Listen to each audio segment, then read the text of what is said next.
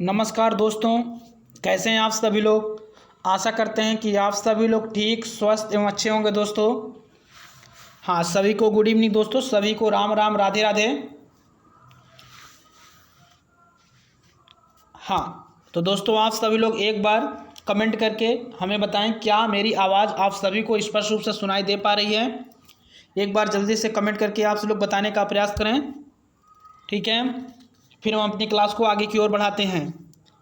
और दोस्तों आज का जो क्लास है वो काफ़ी महत्वपूर्ण क्लास है, ठीक है। आज की जो क्लास है वो काफ़ी महत्वपूर्ण क्लास है। तो जल्दी से आप सभी लोग एक बार इस वीडियो को अपने दोस्तों के साथ शेयर करें और उनको भी इस क्लास में जोड़ने का प्रयास करें, ठीक है दोस्तों। हाँ, बिल्कुल सही, बिल्कुल सही। और दोस्तों अगर अभी तक आपने हमारे चैनल STRP कोचिंग क्लासेस के YouTube चैनल को सब्सक्राइब नहीं किया है तो चैनल को ज़रूर सब्सक्राइब कर लें और बेल आइकन को जरूर प्रेस कर दें, जिससे कि आपको क्लास से संबंधित सभी प्रकार की नोटिफिकेशन समय से प्राप्त हो सके, ठीक है दोस्तों। आज की जो क्लास है वो काफ़ी महत्वपूर्ण क्लास है दोस्तों, ठीक है। तो आप सभी लोग क्लास के अंत तक जरूर बने, जिससे कि आपको आगामी परीक्षा में काफ़ी लाभ मिल सके और आप सभी लोग पेपर को धुआं कर सकें, आप सभी लोग पेपर को धुआं कर सकें, ठीक है। तो चलिए दोस्तों अगले पॉइंट की ओर बढ़ते हैं। और दोस्तों आज का मोटिवेशनल कोट क्या है, जैसा कि आप सभी लोग देख पा रहे हैं। आज का मोटिवेशनल कोट क्या है, जैसा कि आप सभी लोग देख पा रहे हैं। लाख दलदल हो पांव जमाए रखिए, लाख दलदल हो पांव जमाए रखिए, हाथ खाली ही सही ऊपर उठाए रखिए। लाख दलदल हो पांव जमाए रखिए, हाथ खाली ही सही दोस्तों ऊपर उठाए रखिए। कौन कहता है कि छलने में पानी रुक नहीं सकता, कौन कहता है कि छलने में पानी रुक नहीं सकता दोस्तों। बर्फ बनने तक हौसला तो बनाए रखिए, बर्फ बनने तक हौसला तो बनाए रखिए, ठीक है दोस्तों। तो चलिए दोस्तों इसी मोटिवेशनल कोट के अनुसार हम लोग अपनी क्लास को आगे की ओर बढ़ाते हैं, ठीक है। तो दोस्तों जल्दी से आप सभी लोग एक बार इस वीडियो को अपने दोस्तों के साथ शेयर करें। और दोस्तों आज की संख्या आप सभी लोगों की अधिक से अधिक संख्या में होनी चाहिए, आप सभी लोगों की संख्या अधिक होनी चाहिए दोस्तों, ठीक है। क्योंकि दोस्तों आज की जो क्लास है वह काफ़ी महत्वपूर्ण क्लास है, ठीक है। हाँ बिल्कुल सही दोस्तों, बिल्कुल सही, ठीक है। हाँ तो चलिए अब हम लोग अपनी क्लास को आगे की ओर बढ़ाते हैं, ठीक है, ठीक है दोस्तों। चलिए सबसे पहले आप हेडिंग बनाएंगे दोस्तों मौलिक अधिकार, हेडिंग बनाएंगे आप सभी लोग मौलिक अधिकार, ठीक है दोस्तों। क्या बनाएंगे हेडिंग आप सभी लोग, मौलिक अधिकार, ठीक है। अगर आपसे पूछा जाए दोस्तों मौलिक अधिकार तो ध्यान देना समता या समानता का अधिकार किस अनुच्छेद में है दोस्तों। तो समता या समानता का जो आपका प्रावधान है दोस्तों वह किस आर्टिकल में है। तो आर्टिकल 14 से लेकर आर्टिकल 18 तक, ठीक है। यानी कि अनुच्छेद दोस्तों कितना है, अनुच्छेद 14 से लेकर अनुच्छेद 18 तक, ठीक है दोस्तों। समता तथा समानता का प्रावधान है, ठीक है। क्लियर हो चुका दोस्तों आप सभी को। हाँ अपनी कॉपी और पेन जरूर उठाएं दोस्तों और अपनी कॉपी में इनको जरूर नोट करते हुए चलें, जिससे कि आपको आगामी परीक्षा में काफ़ी लाभ मिल सके और आप सभी लोग पेपर को धुआं कर सकें और अपने माता पिता के सपनों को पूरा कर सकें। हाँ बिल्कुल सही, बिल्कुल सही दोस्तों, ठीक है। हाँ सभी लोग कमेंट करके बताएं कि आप सभी लोग अपनी कॉपी में नोट कर रहे हैं दोस्तों, ठीक है। जिनको अपने माता पिता के सपनों को पूरा करना है दोस्तों तुरंत उठाइए कॉपी और लिखते हुए चलें, ठीक है, जिससे कि आपको आगामी परीक्षा में काफ़ी लाभ मिल सके।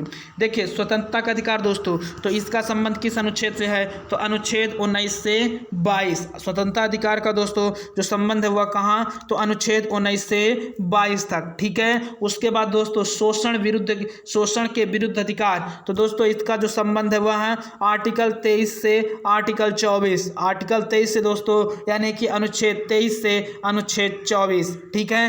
धार्मिक स्वतंत्रता की अगर बात करते हैं दोस्तों धार्मिक स्वतंत्रता का अधिकार, तो दोस्तों इसका संबंध अनुच्छेद 25 से अनुच्छेद 28 के बीच है, ठीक है। कहाँ से कहाँ तक दोस्तों, तो अनुच्छेद 25 से 28 तक, ठीक है। शोषण के विरुद्ध का अधिकार दोस्तों तो अनुच्छेद 23 से 24। उसके बाद दोस्तों अगर बात किया जाए सांस्कृतिक और शिक्षा संबंधित अधिकार, तो यह दोस्तों कहाँ है, अनुच्छेद 29 से 30, किस अनुच्छेद में दोस्तों? अनुच्छेद 29 से 30। ठीक है। उसके बाद दोस्तों अगर आपसे पूछा जाए कि संवैधानिक उपचारों का अधिकार, संवैधानिक उपचारों का अधिकार दोस्तों या किस अनुच्छेद में है? तो अनुच्छेद 32। और दोस्तों इसी को भीमराव अंबेडकर जी ने अनुच्छेद 32 यानी कि संवैधानिक उपचारों का अधिकार, इसे भीमराव अंबेडकर जी ने संविधान की आत्मा कहा है। क्या कहा है दोस्तों? संविधान की आत्मा कहा है। क्या कहा है दोस्तों? संविधान की आत्मा कहा है। ठीक है। तो आप सभी लोग जल्दी से नोट करते हुए चलें दोस्तों। आइए एक बार हम लोग पुनः समझ लेते हैं। समता या समानता का अधिकार दोस्तों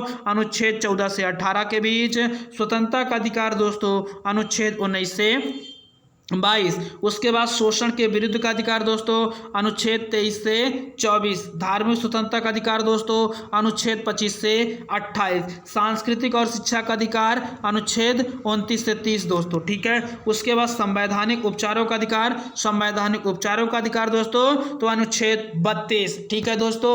एक बार आप सभी लोग जल्दी से कमेंट करके बताएं कि आप सभी को क्लियर हो पा रहा है दोस्तों। आप सभी लोग एक बार जल्दी से कमेंट करके हमें बताने का प्रयास करें, फिर हम आगे की ओर बढ़ते हैं। ठीक है दोस्तों। जब तक पेपर को तोड़ेंगे नहीं दोस्तों तब तक छोड़ेंगे नहीं। ठीक है। तो लग जाइए दोस्तों आज और अभी से अपने माता पिता के सपनों को पूरा करने के लिए।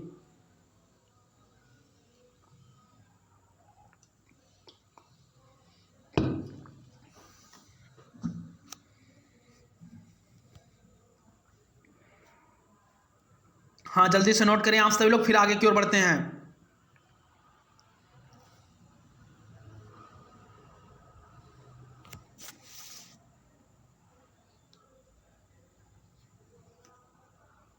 ठीक है। नोट कर लिया होगा सभी लोगों ने। चलिए आगे की ओर बढ़ते हैं। अगले हेडिंग डालेंगे स्वतंत्रता का अधिकार।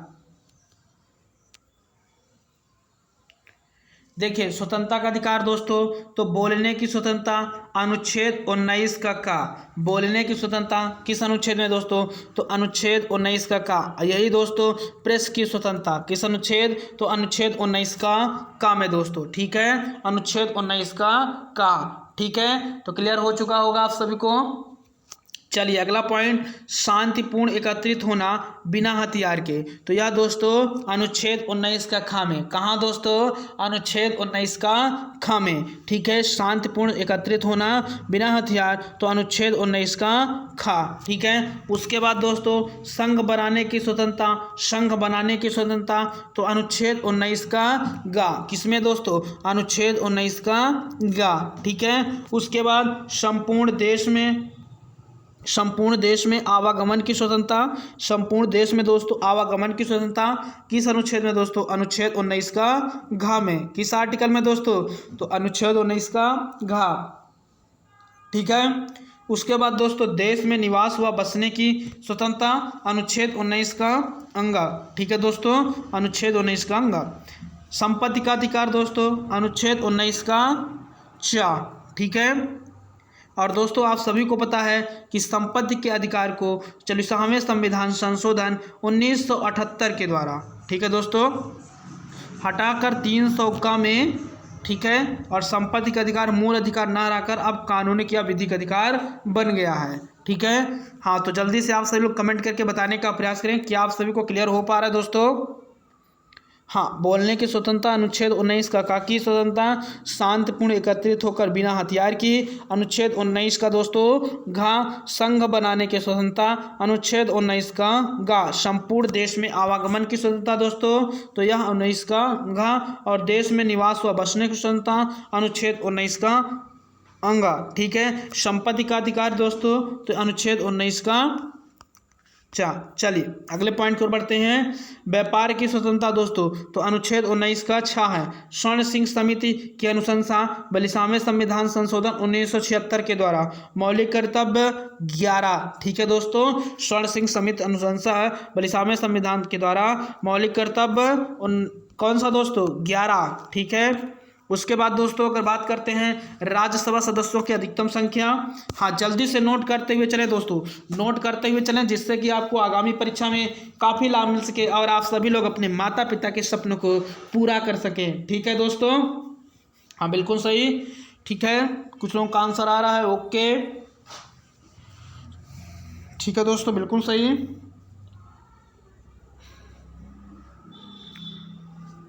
चलिए अगला पॉइंट, राज्यसभा सदस्यों की अधिकतम संख्या।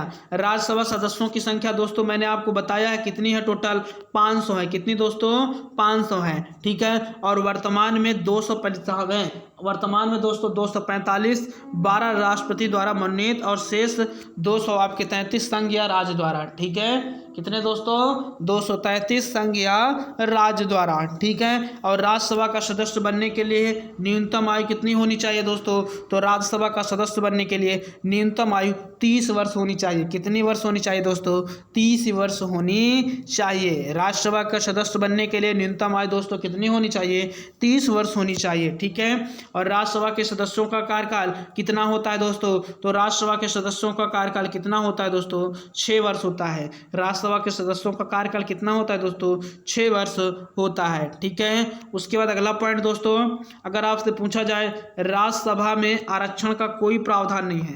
राज्यसभा है दोस्तों, उसमें आरक्षण का क्या है, कोई प्रावधान नहीं है। ठीक है, और लोकसभा सदस्यों की अधिकतम संख्या दोस्तों 552। लोकसभा सदस्यों की अधिकतम संख्या दोस्तों कितनी, तो 552। कितने दोस्तों, एक बार जल्दी से कमेंट करके छाप दीजिए।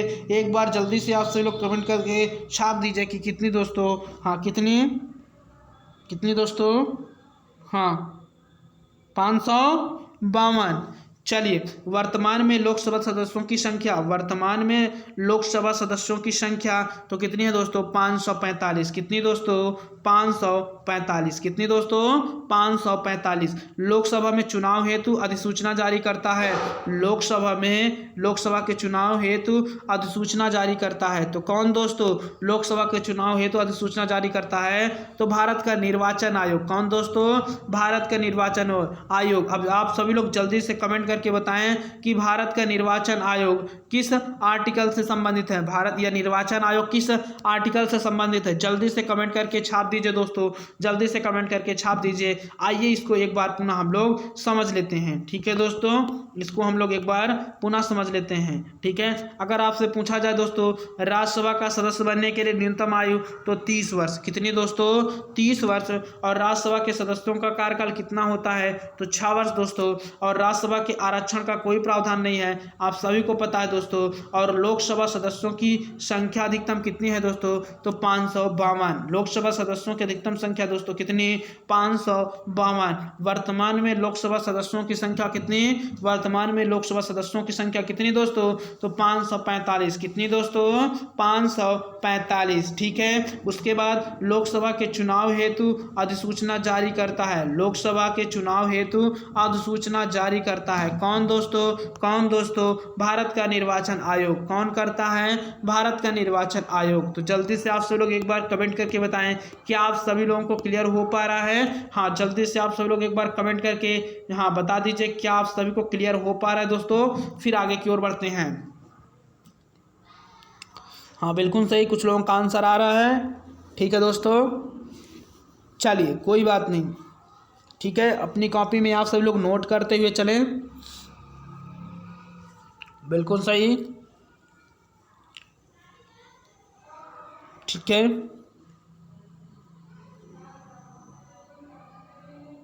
हाँ बिल्कुल सही दोस्तों, बिल्कुल सही। चलिए अगला पॉइंट, लोकसभा और राज्यसभा की संयुक्त बैठक किसके द्वारा आहूत की जाती है। तो दोस्तों मैं आपको बता दूं कि लोकसभा और राज्यसभा की जो संयुक्त बैठक है वह किसकी आहूत पर की जाती है दोस्तों, तो राष्ट्रपति की आहूत पर की जाती है। किसकी दोस्तों, राष्ट्रपति। किसके द्वारा दोस्तों, राष्ट्रपति के द्वारा। किसके द्वारा दोस्तों, राष्ट्रपति के द्वारा की जाती है। ठीक है, अगला पॉइंट, राष्ट्रपति द्वारा राज्यसभा में कितने सदस्य मनोनीत होते हैं। राष्ट्रपति द्वारा राज्यसभा में कितने सदस्य मनोनीत होते हैं, तो कुल कितने सदस्य दोस्तों, 12 सदस्य मनोनीत होते हैं। कितने सदस्य दोस्तों, 12 सदस्य मनोनीत होते हैं। राष्ट्रपति द्वारा राज्यसभा में कितने सदस्य मनोनीत होते हैं दोस्तों, तो 12 सदस्य मनोनीत होते हैं। कितने दोस्तों, 12 सदस्य मनोनीत होते हैं। ठीक है, उसके बाद अगला पॉइंट, 61वें संवैधानिक संशोधन द्वारा द्वारा 61वें संवैधानिक संशोधन द्वारा मतदान की न्यूनतम आयु दोस्तों कितनी है? तो 61वें संवैधानिक संशोधन द्वारा मतदान की जो उम्र है दोस्तों वह कितनी है? 18 वर्ष है। ठीक है, आप सभी लोग समझते हुए चलें दोस्तों और अपनी कॉपी में नोट करते हुए चलें, जिससे कि आपको आगामी परीक्षा में काफ़ी लाभ मिल सके और आप सभी लोग पेपर को धुआं कर सकें, आप सभी लोग पेपर को धुआं कर सकें। ठीक है दोस्तों, हाँ बिल्कुल सही, बिल्कुल सही। चलिए अगले पॉइंट की ओर बढ़ते हैं। अगला पॉइंट जो कि आपके स्क्रीन के सामने है, राज्य की कार्यपालिका का प्रमुख कौन होता है? तो दोस्तों मैंने आपको बताया था कि राज्य की कार्यपालिका का जो प्रमुख होता है वह दोस्तों राज्यपाल होता है। कौन होता है? राज्यपाल होता है। ठीक है, और राज्य विधानमंडल का उच्च सदन होता है दोस्तों। राज्य विधानमंडल का उच्च सदन कौन होता है? तो दोस्तों विधान परिषद होता है। कौन होता है? विधान परिषद होता है। ठीक है, और राज्य की कार्यपालिका का प्रमुख दोस्तों मैंने बताया राज्यपाल। और आप सभी लोग कमेंट करके बताइए कि वर्तमान में यूपी के राज्यपाल कौन है? जल्दी से कमेंट करके बताएं आप सभी लोग, वर्तमान में यूपी के राज्यपाल कौन है? जल्दी से आप सभी लोग कमेंट करके छाप दीजिए। ठीक है, चलिए अगला पॉइंट, अगर आपसे पूछा जाए दोस्तों कि भारत का अधिकार पत्र या मैग्ना कार्टा कहा जाता है, तो किसे कहा जाता है? भारत का अधिकार पत्र या मैग्ना कार्टा किसे कहा जाता है दोस्तों? तो किसे कहा जाता है? भाग 3 या मौलिक अधिकार को। ठीक है दोस्तों, भाग 3 मौलिक अधिकार को भारत का अधिकार पत्र या मैग्ना कार्टा कहा जाता है। क्या कहा जाता है दोस्तों? भारत का अधिकार पत्र या मैग्ना कार्टा कहा जाता है। ठीक है, किसको दोस्तों? भाग 3 मौलिक अधिकार को। ठीक है, और 61वें संवैधानिक संशोधन द्वारा मतदान की न्यूनतम आयु दोस्तों कितनी वर्ष है? तो 18 वर्ष है। ठीक है, राज्य की कार्यपालिका का प्रमुख दोस्तों कौन होता है? तो राज्यपाल होता है। राज्य विधानमंडल का उच्च सदन विधान परिषद। भारत का अधिकार पत्र या मैग्ना कार्टा कहा जाता है तो भाग 3 मौलिक अधिकार। ठीक है, क्लियर हो चुका होगा। चलिए अगले पॉइंट की ओर बढ़ते हैं। अगला पॉइंट आपकी स्क्रीन के सामने देखेंगे आप सभी लोग, महत्वपूर्ण अनुसूची। ठीक है, वेरी मोस्ट इंपॉर्टेंट है दोस्तों, आप सभी लोग इसको अपनी कॉपी में नोट करते हुए चले। ठीक है, हाँ मैंने आपको कुछ ऑफलाइन क्लास में भी पढ़ाया है दोस्तों। ठीक है, हाँ तो अपनी एक अच्छी सी नोट्स बनाते हुए चलें, जिससे कि आपको आगामी परीक्षा में काफ़ी लाभ मिल सके और आप सभी प्रश्नों को धुआं कर सकें। ठीक है दोस्तों, परीक्षा कोई भी हो, परीक्षा के प्रश्नों को हमें क्या करना है दोस्तों? नस्ते नाबूद करना है। क्या करना है? नस्ते नाबूद करना है, और आगामी परीक्षा में एक सीट आप सभी को हासिल करना है। क्या करना है दोस्तों? एक सीट हासिल करना है आगामी परीक्षा में। चलिए अगले पॉइंट की ओर तब बढ़ते हैं। ठीक है, और दोस्तों इतनी संख्या में मज़ा नहीं आ रहा है, सच में कह रहे हैं। ठीक है, आप सभी लोग अपनी संख्या को और अधिक बढ़ाने का प्रयास करें। हाँ जल्दी से शेयर करें, फिर हम अपनी क्लास को आगे बढ़ाते हैं। ठीक है, क्योंकि दोस्तों इतनी संख्या में मज़ा नहीं आ रहा है। ठीक है, वेरी मोस्ट इम्पोर्टेंट है दोस्तों। चलिए आपकी महत्वपूर्ण अनुसूची की अगर बात करते हैं तो प्रथम अनुसूची संघ व राज्य, तीसरी अनुसूची पदाधिकारी द्वारा शपथ पत्र, सातवीं अनुसूची दोस्तों संघ राज्य समवर्ती सूची, और आठवीं अनुसूची दोस्तों तो 22 भाषाएं। ठीक है, प्रथम सूची दोस्तों यह संघ व राज्य से संबंधित है। किससे दोस्तों? संघ व राज्य से संबंधित है। वहीं अगर बात करते हैं दोस्तों तीसरी अनुसूची, तो इसका संबंध पदाधिकारी द्वारा शपथ से संबंधित है। किससे दोस्तों? हाँ, तीसरी अनुसूची का संबंध दोस्तों किससे? पदाधिकारी द्वारा शपथ से संबंधित है। ठीक है, वहीं अगर सातवीं अनुसूची की बात करते हैं दोस्तों, तो इसका संबंध किससे है? संघ राज्य समवर्ती सूची से। किससे दोस्तों? संघ राज्य समवर्ती सूची से। ठीक है, क्लियर हो चुका होगा आप सभी को। हाँ, अगर आप सभी को क्लियर हो पा रहा है तो आप सभी लोग जल्दी से थंबनेल करें, फिर आगे की ओर बढ़ते हैं। जल्दी से थंबनेल करें, फिर आगे की ओर बढ़ते हैं दोस्तों। ठीक है, हाँ जल्दी से थंबनेल करें।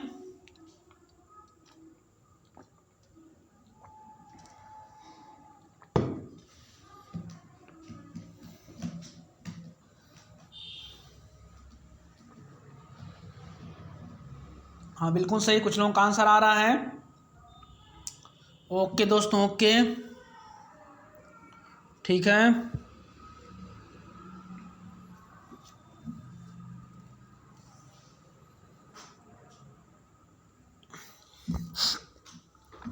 ठीक है, बिल्कुल सही। चलिए देखिए समझिएगा आप सभी लोग, प्राथमिक अनुसूची का संबंध दोस्तों संघ एवं राज्य से है। किससे दोस्तों?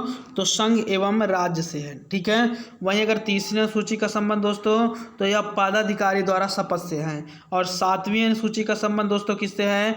तो संघ राज्य समवर्ती सूची से है। किससे दोस्तों? सातवीं अनुसूची का संबंध संघ राज्य और समवर्ती सूची से है। और आठवीं अनुसूची का संबंध दोस्तों किससे है? तो 22 भाषाएं से। किससे दोस्तों?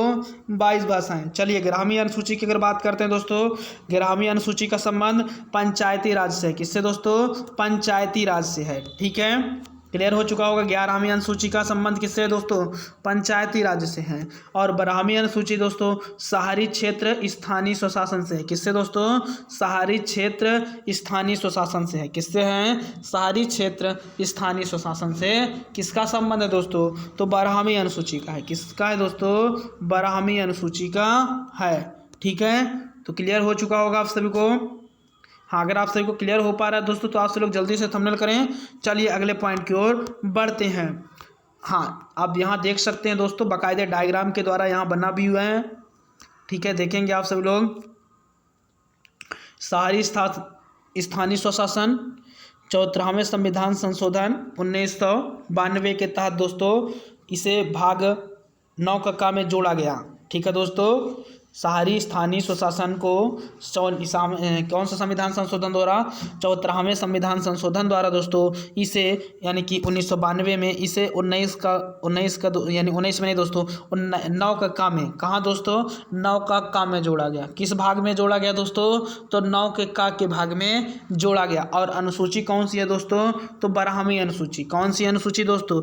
12वीं अनुसूची में जोड़ा गया, ठीक है। और दोस्तों नगर पालिका, तो आप इसको 3 चीजें हैं, नगर निगम है, नगर पालिका परिषद है और नगर पंचायत है, ठीक है दोस्तों। नगर पालिका में आप देख पा रहे हैं नगर निगम, नगर पालिका परिषद और दोस्तों क्या? हाँ, और क्या है आपका? नगर पंचायत है। क्या है दोस्तों? नगर पंचायत है, ठीक है। तो क्लियर हो पा रहा होगा आप सभी को। हाँ, अगर आप सभी को क्लियर हो पा रहे हैं तो जल्दी से एक बार आप सभी लोग थंबनेल करें, फिर आगे की ओर बढ़ते हैं। जल्दी से आप सभी लोग एक बार थंबनेल करें, फिर आगे की ओर बढ़ते हैं, फिर आगे की ओर बढ़ते हैं, ठीक है। बहुत अच्छा प्रश्न है दोस्तों, जल्दी से आप सभी लोग थंबनेल करें। हाँ, जल्दी से थंबनेल करें आप सभी लोग। चलिए अगला पॉइंट, अब हम लोग जो परीक्षा उपयोगी महत्वपूर्ण तथ्य हैं उसको समझ लेते हैं दोस्तों, ठीक है। चलिए इसको समझने का आप सब लोग प्रयास करेंगे। महत्वपूर्ण परीक्षा उपयोगी तथ्य, देखिए अगर आपसे पूछा जाए पंचायती राज प्रणाली को संवैधानिक दर्जा कब मिला दोस्तों? तो पंचायती राज प्रणाली को संवैधानिक दर्जा 73वें संविधान संशोधन अधिनियम 1992 के द्वारा। कब दोस्तों? 73वें संविधान संशोधन अधिनियम 1992 के द्वारा। कब दोस्तों? 73वें संविधान संशोधन अधिनियम 1992 के द्वारा। किसके द्वारा दोस्तों? अधिनियम 1992 के द्वारा, ठीक है। 74वें संविधान संशोधन अधिनियम का प्रभाव आया दोस्तों, 74वां संविधान संशोधन अधिनियम प्रभाव में आया दोस्तों। तो कब आया? 1 जून 1993 को। कब दोस्तों? 1 जून 1993 को, ठीक है दोस्तों।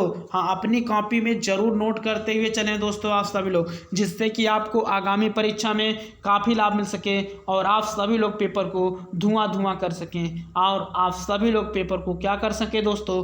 धुआं कर सकें, ठीक है। चलिए अगला पॉइंट, संविधान के भाग 9 का क में शामिल अनुच्छेद, संविधान के भाग का 9 का क में दोस्तों शामिल अनुच्छेद 243 से अनुच्छेद 243 6 तक, ठीक है। क्लियर हो पा रहा हो दोस्तों आप सभी लोगों को?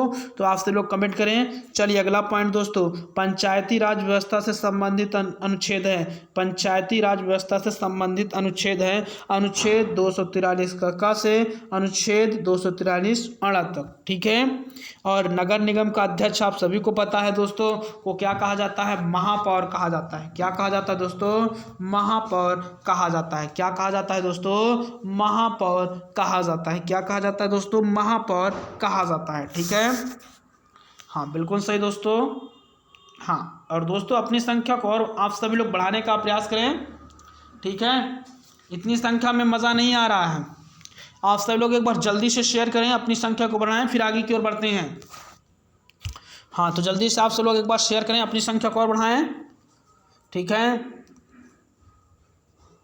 रितेश, ज्ञानचंद, प्रियंका, अमन, ठीक है, ब्रिजेश। हाँ, जल्दी से आप सब लोग एक बार इस वीडियो को अपने दोस्तों के साथ शेयर करें और अपनी संख्या को और अधिक बढ़ाने का प्रयास करें। ठीक है दोस्तों, हाँ जल्दी से शेयर करें।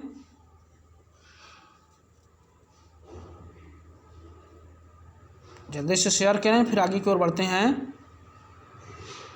ठीक है, बहुत अच्छा पॉइंट है। ठीक है, बिल्कुल सही, ओके। और भी लोग कमेंट करें। बिल्कुल सही दोस्तों, ओके ओके। चलिए, ठीक है, अगला पॉइंट देखेंगे आप सभी लोग। भारतीय संविधान का कौन सा अनुच्छेद पर्यावरण संरक्षण को प्रत्येक नागरिक के मौलिक कर्तव्य के रूप में पहचाना जाता है?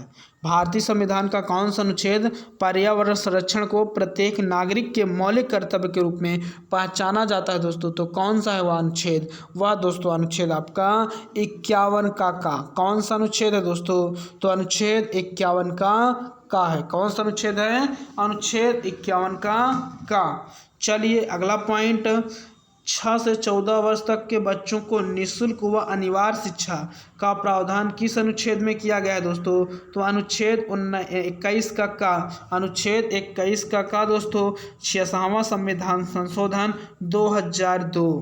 कब दोस्तों? 66वां संविधान संशोधन 2000 कितना दोस्तों? 2002। अगला पॉइंट, संविधान सभा की औपचारिक रूप से मांग कब स्वीकृत की गई? संविधान सभा की औपचारिक रूप से मांग कब स्वीकृत की गई? तो दोस्तों यह कब की गई? 1942 में। कब दोस्तों? 1942 में क्रिप्स मिशन के तहत। किस मिशन के तहत दोस्तों? क्रिप्स मिशन के तहत। ठीक है, संविधान सभा की औपचारिक रूप से मांग कब की गई दोस्तों, या कब स्वीकृत की गई? तो क्रिप्स मिशन 1942 के तहत। कब दोस्तों? क्रिप्स मिशन 1942 के तहत। ठीक है, चलिए अगले पॉइंट की ओर बढ़ते हैं दोस्तों। अगला पॉइंट आपकी स्क्रीन के सामने, राष्ट्रीय एकता परिषद की स्थापना कब दोस्तों? 1961 में। कब? राष्ट्रीय एकता परिषद की स्थापना कब दोस्तों? तो कब की गई? 1961 में। कब दोस्तों? 1961 में। ठीक है, और BR अम्बेडकर का संविधान सभा में निर्वाचन कहाँ से हुआ दोस्तों? BR अम्बेडकर का संविधान सभा में निर्वाचन दोस्तों कहाँ से हुआ था? तो मुंबई प्रेसिडेंसी से। कहाँ दोस्तों? मुंबई प्रेसिडेंसी से। ठीक है, कहाँ से? मुंबई प्रेसिडेंसी से। ठीक है, तो क्लियर हो चुका होगा आप सभी को। चलिए अगला पॉइंट समझिएगा और अपनी कॉपी में आप सभी लोग नोट करते हुए चलेंगे दोस्तों। ठीक है, भारत एक धर्मनिरपेक्ष राष्ट्र है। कैसा है दोस्तों? भारत एक धर्मनिरपेक्ष राष्ट्र है। कैसा राष्ट्र है दोस्तों? धर्मनिरपेक्ष राष्ट्र है। ठीक है, फिर से एक बार इसको समझ लेते हैं हम लोग। अगर आपसे पूछा जाए 6 से 14 वर्ष तक के बच्चों को निःशुल्क अनिवार्य शिक्षा का प्रावधान किस अनुच्छेद में किया गया है? तो अनुच्छेद 21 का में दोस्तों। कौन सा संविधान संशोधन? 66वां संविधान संशोधन 2002। उसके बाद अगला पॉइंट, संविधान सभा की औपचारिक रूप से मांग कब स्वीकृत की गई दोस्तों? तो क्रिप्स मिशन के तहत 1942 में। अगला पॉइंट, राष्ट्रीय एकता परिषद की स्थापना दोस्तों तो 1961 में। ठीक है, उसके बाद अगला पॉइंट आपका BR अम्बेडकर का संविधान सभा में निर्वाचन कहाँ से हुआ? तो मुंबई प्रेसिडेंसी से। ठीक है, और भारत एक धर्मनिरपेक्ष राष्ट्र है, यह दोस्तों आप सभी को जानना है। चलिए अगले पॉइंट की ओर बढ़ते हैं। और दोस्तों अगला पॉइंट देखने से पहले एक मोटिवेशनल कोड देख लेते हैं हम लोग। क्या है मोटिवेशनल कोड? जैसा कि आप सभी लोग देख पा रहे हैं, हाँ देखेंगे आप सभी लोग। खोल दे पंख मेरे कहता है परिंदा, खोल दे पंख मेरे कहता है परिंदा, और अभी बाकी है उड़ान, अभी और बाकी है उड़ान, जमीन नहीं है मंजिल मेरी, जमीन नहीं है मंजिल मेरी, अभी पूरा आसमान बाकी है, अभी पूरा आसमान बाकी है। खोल दे पंख मेरे कहता है परिंदा, अभी और उड़ान बाकी है, अभी और उड़ान बाकी है। जमीन नहीं है मंजिल मेरी, अभी पूरा आसमान बाकी है, अभी पूरा आसमान बाकी है। ठीक है दोस्तों।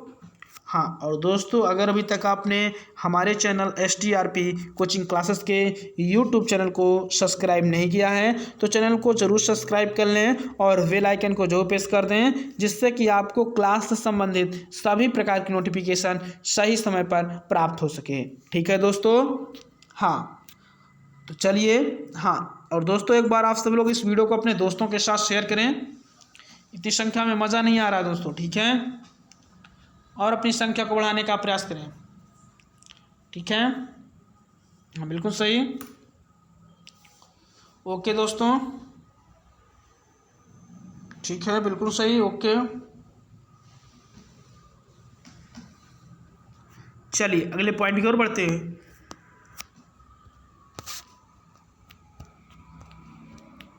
भारत का राष्ट्रीय प्रतीक दोस्तों आप सभी को पता है कि सारनाथ स्थित अशोक स्तंभ से लिया गया है। ठीक है दोस्तों, भारत का राष्ट्रीय प्रतीक सारनाथ स्थित अशोक स्तंभ से लिया गया चिन्ह। ठीक है, और दोस्तों अगर आपसे पूछा जाए सत्यमेव जयते, जो कि देवनागरी में लिखा गया है दोस्तों, देवनागरी में लिपि में है और लिखा गया है। और दोस्तों इसे कहाँ से लिया गया है? मुंडकोनिपनिषद से। कहाँ से दोस्तों?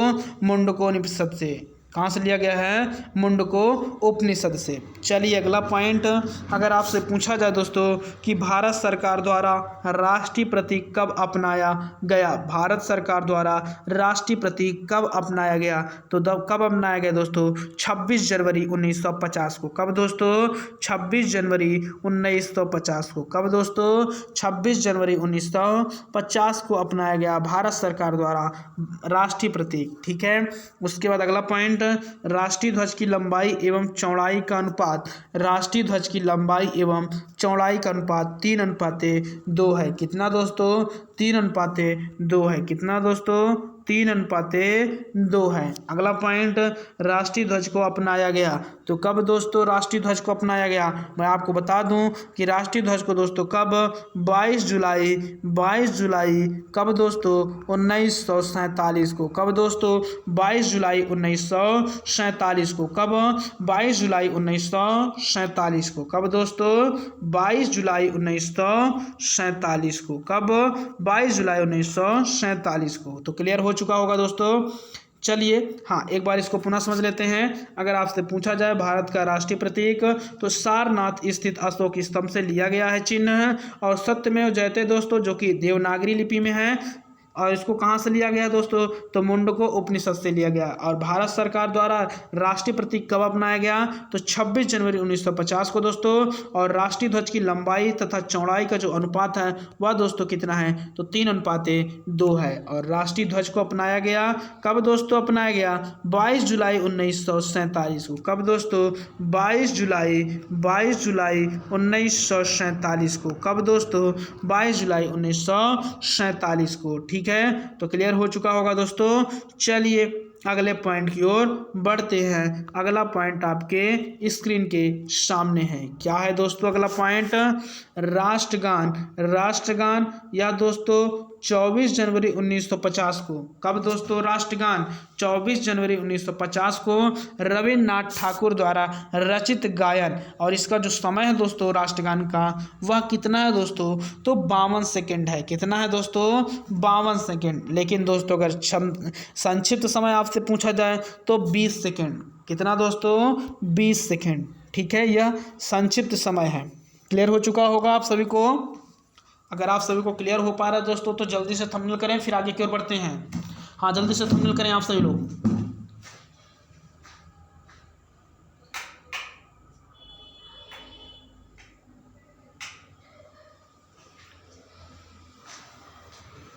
जल्दी से थंबनेल करें, फिर आगे की ओर बढ़ते हैं दोस्तों।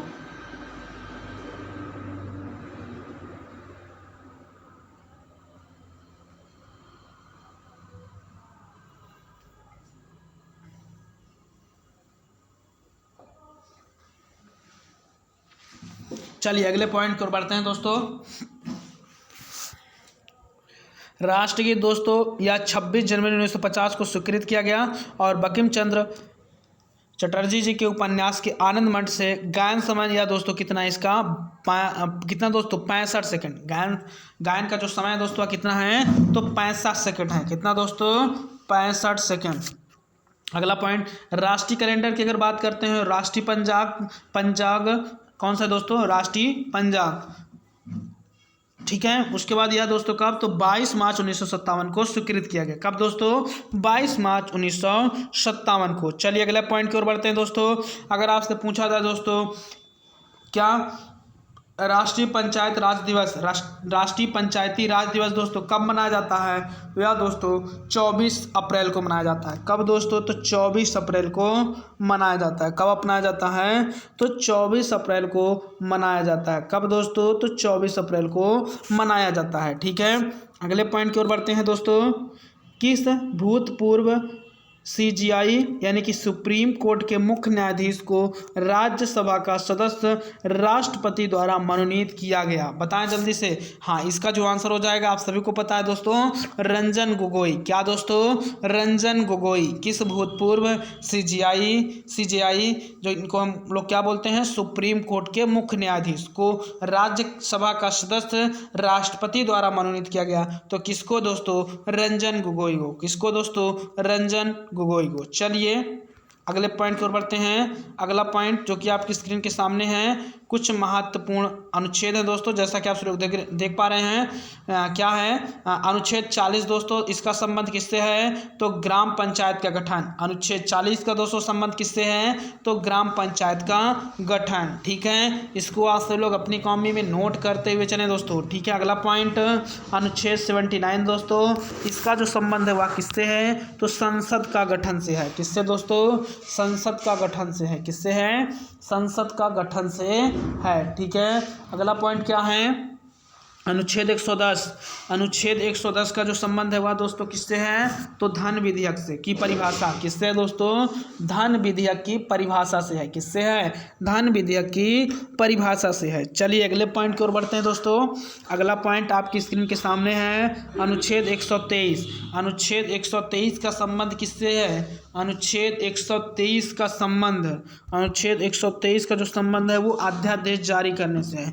किससे है दोस्तों, अध्यादेश जारी करने से। किससे है, अध्यादेश जारी करने का, ठीक है। अनुच्छेद 123 अध्यादेश जारी करना, ठीक है। उसके बाद अनुच्छेद 110 की बात करते हैं तो धन विधेयक की परिभाषा।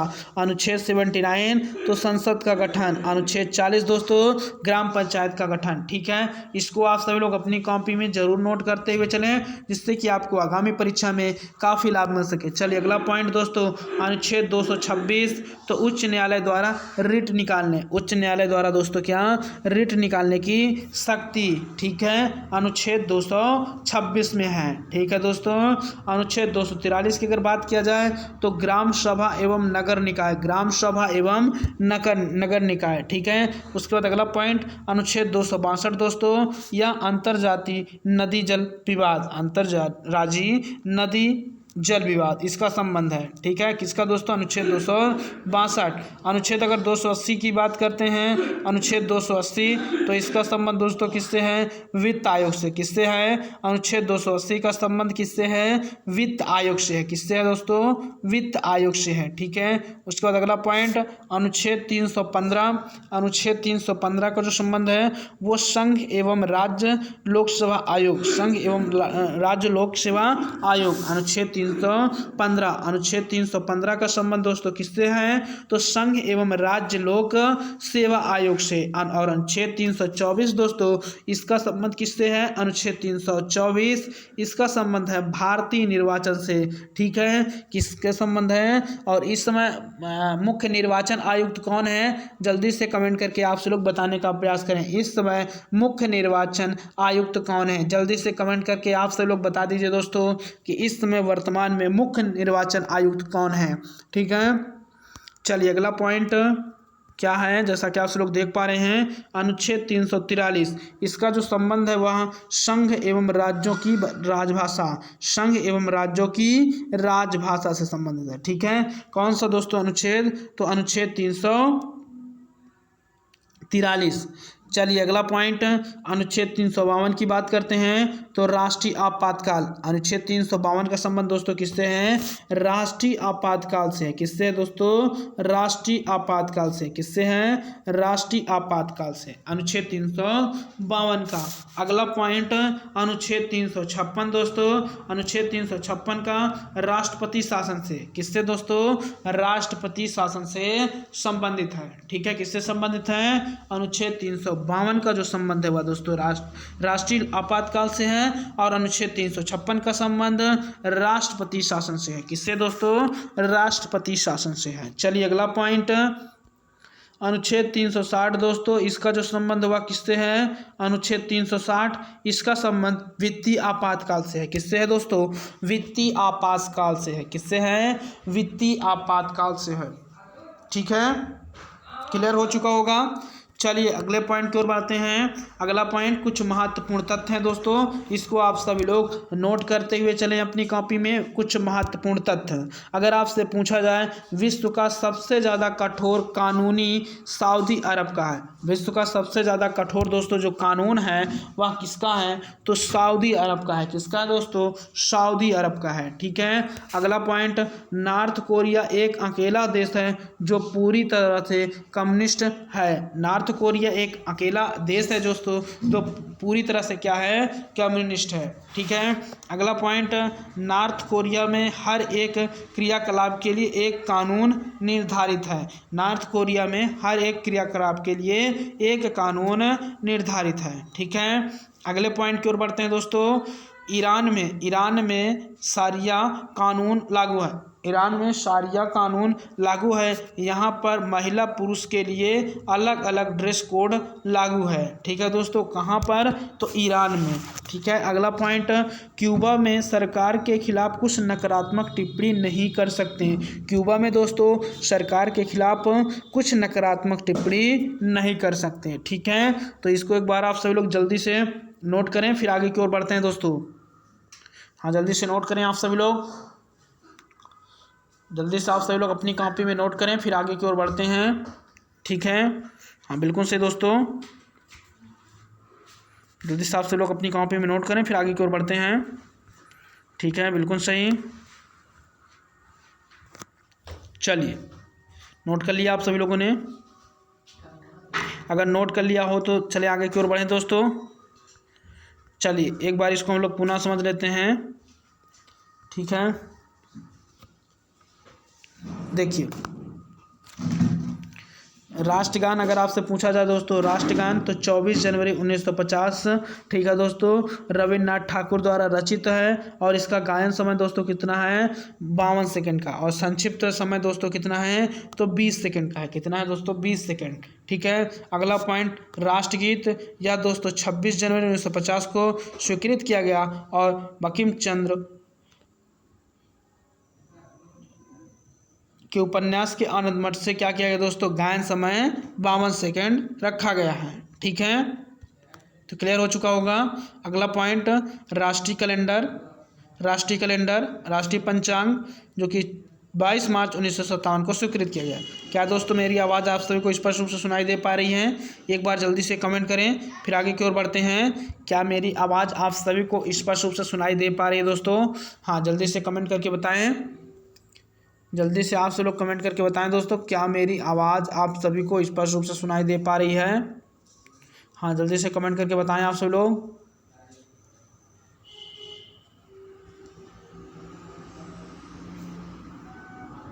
बिल्कुल सही, ठीक है, ओके। हाँ चलिए, यानी कि आवाज़ सही आ रही है। चलिए फिर अगले पॉइंट को बढ़ते हैं।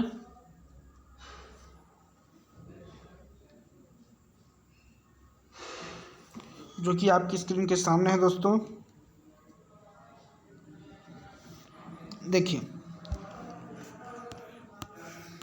अनुच्छेद से हम लोग समझ लेते हैं दोस्तों एक बार पुनः कुछ महत्वपूर्ण अनुच्छेद दोस्तों। अनुच्छेद 40 का संबंध ग्राम पंचायत गठन से है दोस्तों।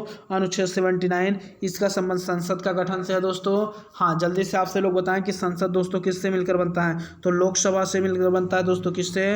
लोकसभा से मिलकर बनता है, राज्यसभा से मिलकर बनता है और राष्ट्रपति से मिलकर बनता है। कौन दोस्तों? संसद। ठीक है, किससे किससे मिलकर बनता है? लोकसभा, राज्यसभा और राष्ट्रपति से दोस्तों। ठीक है, क्लियर हो चुका होगा? ठीक है, क्लियर हो चुका होगा तो जल्दी से कमेंट करें आप सब लोग हमको।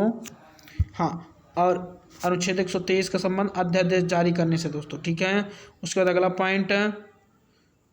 पॉइंट क्या है? जैसा कि आप सब लोग देख पा रहे हैं, 123 अध्यादेश जारी करना। अनुच्छेद 226 दोस्तों, उच्च न्यायालय द्वारा रिट निकालने की शक्ति। ठीक है, उसके बाद अनुच्छेद 343 ग्राम सभा एवं नगर निकाय है। अनुच्छेद 262 दोस्तों, अंतर्राज्यीय नकदी जल विवाद से है। और उसके बाद अगर बात करते हैं अनुच्छेद 280 दोस्तों, इसका संबंध वित्त आयोग से, किससे दोस्तों? वित्त आयोग से है। और अनुच्छेद 315 दोस्तों, इसका संबंध संघ एवं राज्य लोक सेवा आयोग से है। किससे दोस्तों? संघ एवं राज्य लोक सेवा आयोग से है। उसके बाद अनुच्छेद 324 दोस्तों, तो इसका संबंध मैंने आपको बताया था कि भारतीय निर्वाचन से है। ठीक है, ठीक है, बिल्कुल सही दोस्तों, हाँ बिल्कुल सही। चलिए अगला क्वेश्चन, अगला पॉइंट बढ़ते हैं दोस्तों। अगला पॉइंट जो कि आपकी स्क्रीन के सामने है, अनुच्छेद 343 दोस्तों, इसका संबंध संघ एवं राज्य की राजभाषा से है। किससे दोस्तों? संघ एवं राज्य की राजभाषा से है। अगला पॉइंट अनुच्छेद 352 दोस्तों, इसका संबंध राष्ट्रीय आपातकाल से है। और अनुच्छेद 356 दोस्तों, इसका संबंध राष्ट्रपति शासन से है। अनुच्छेद 360 दोस्तों, वित्तीय आपातकाल से संबंध है। किससे दोस्तों? वित्तीय आपातकाल से संबंध है। चलिए अगले पॉइंट की ओर बढ़ते हैं, इसको मैंने आपको समझा भी दिया दोस्तों। चलिए यहाँ से समझते हैं। न्यूजीलैंड का संविधान अलिखित संविधान है। न्यूजीलैंड का जो संविधान है दोस्तों वह कैसा है? न्यूजीलैंड का जो संविधान है वह कैसा है दोस्तों? वह अलिखित संविधान है। लेकिन पिछले साल संविधान निर्माण के लिए प्रस्ताव पारित किया गया। ठीक है दोस्तों, भारतीय संविधान इतना लचीला है कि आवश्यकता पड़ने पर मूलभूत ढांचे को छोड़कर कुछ भी बदलना संभव है। ठीक है, भारतीय संविधान दोस्तों इतना लचीला है कि आवश्यकता पड़ने पर मूलभूत ढांचे को छोड़कर कुछ भी बदलना या कुछ भी बदलाव संभव है। ठीक है, और न्यूजीलैंड का संविधान दोस्तों अलिखित संविधान है और पिछले साल संविधान के निर्माण के लिए प्रस्ताव पारित किया गया है। कहाँ पर दोस्तों? तो न्यूजीलैंड की बात है वो। चलिए अगला पॉइंट क्या है? इजराइल का संविधान सबसे लचीला माना जाता है। जो इजराइल है दोस्तों, वहाँ का जो संविधान है वह क्या किया जाता है दोस्तों? सबसे लचीला माना जाता है। ठीक है, अगला पॉइंट, विश्व का सबसे पुराना संविधान किसका है दोस्तों? तो अमेरिका का है। विश्व का सबसे पुराना संविधान दोस्तों किसका है? तो किसका है दोस्तों? अमेरिका का है। किसका है? अमेरिका का। चलिए अगला पॉइंट, विश्व का सबसे पुराना संविधान अमेरिका का। अगर आपसे पूछा जाए संविधान सभा के गठन का विचार सर्वप्रथम 1934 में M.N. रॉय ने मांग की। संविधान सभा के गठन का विचार सर्वप्रथम दोस्तों किसने? तो 1934 में दोस्तों M.N. रॉय ने किया था। ठीक है, सॉरी दोस्तों।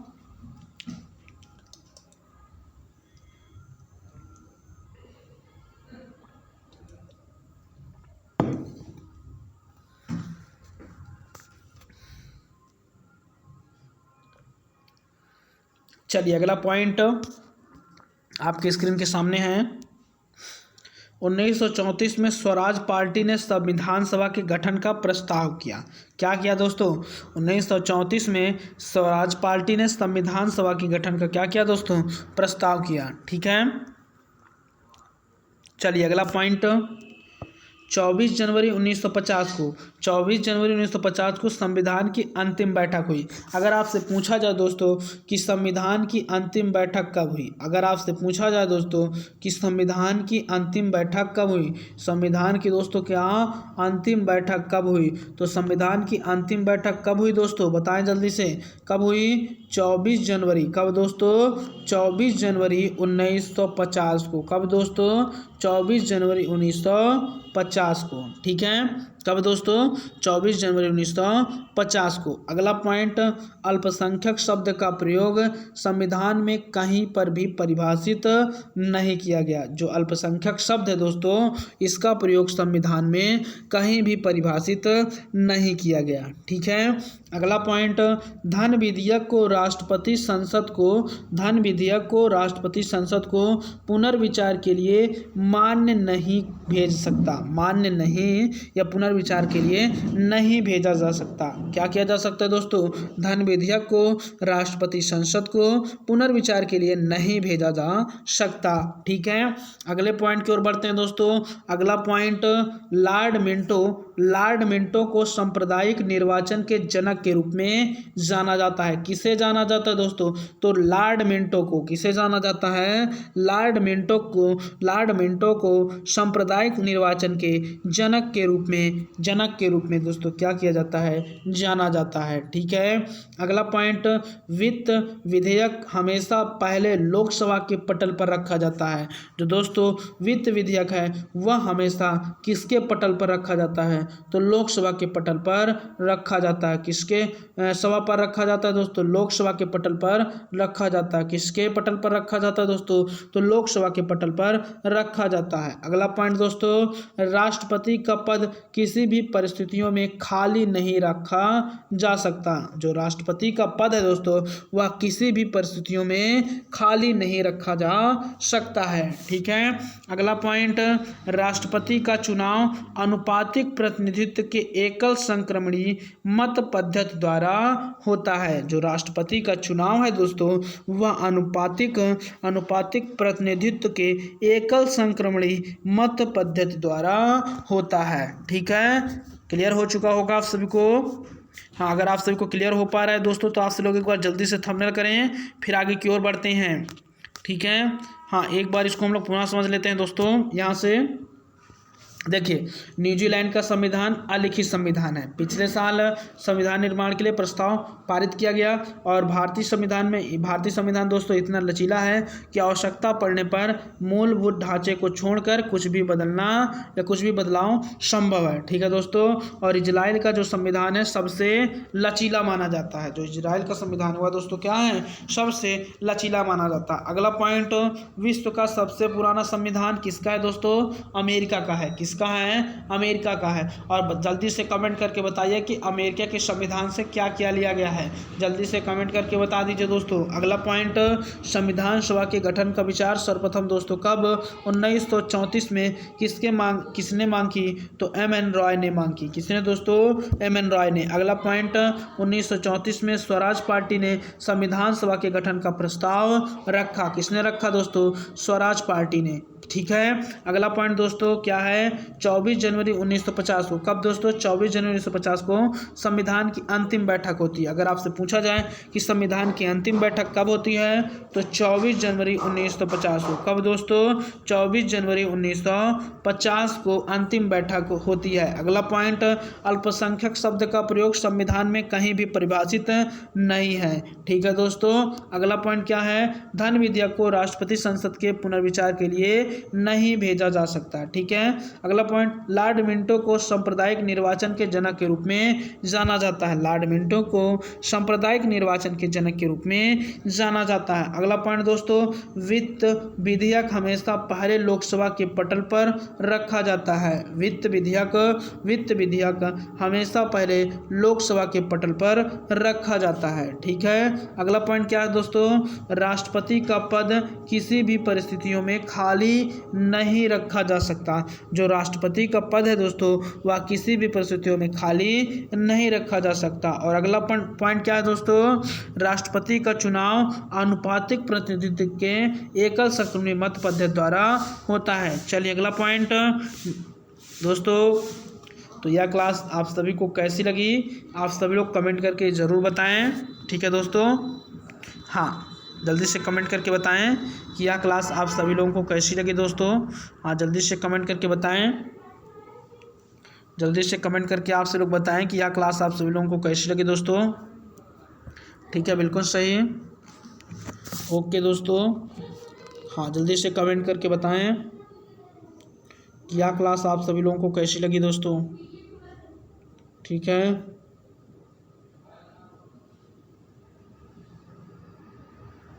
ओके दोस्तों, ठीक है, कुछ लोगों का आंसर आ रहा है। और दोस्तों आपको अगली क्लास किस विषय की चाहिए कमेंट करके हमें ज़रूर बताएं कि अगली क्लास किस विषय पर होनी चाहिए दोस्तों, हमें कमेंट करके ज़रूर बताएं। ठीक है, हाँ, बिल्कुल सही दोस्तों। चलिए दोस्तों, आज का मोटिवेशनल कोट क्या है? संघर्ष करने वाले को ज़रूर मिलता है, संघर्ष करने वाले को ज़रूर मिलता है मेहनत का फल दोस्तों और समस्या का हल। संघर्ष करने वाले को दोस्तों ज़रूर मिलता है मेहनत का फल और संघर्ष का दोस्तों क्या हल। ठीक है, हाँ तो जल्दी से कमेंट करके आप सभी लोग बताने का प्रयास करें कि यह क्लास आप सभी लोगों को कैसी लगी दोस्तों। ठीक है, हाँ कमेंट करके आप सभी लोग ज़रूर बताने का प्रयास करें।